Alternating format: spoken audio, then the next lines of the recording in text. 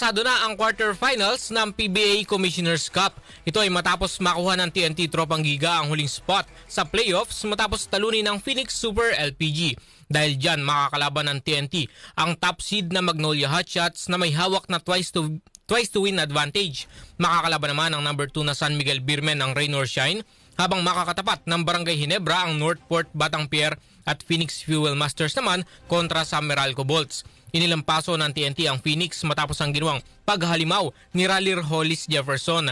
Nagtapos ang TNT na may 5 panalo at 4 na talo sa eliminations. Bukod sa TNT, nagwagi rin kahapon ng Rain or Shine Elasto Painters at hindi na pinagbigyan ang Converge Fiber Xers na makadalawang panalo sa pagtatapos ng elimination. Pinangunahan naman ni Bo Belga ang Rain or Shine na nagtala ng 19 points para gumanda ang kanilang record sa may 6 na panalo at 5 talo. Habang 1 panalo at 11 naman ang talo ng Converge.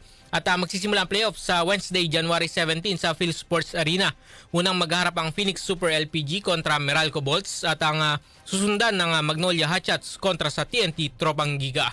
Para sa ating RMN Sports, Radyo Manjairos Peña, Florida, Tatak RMN.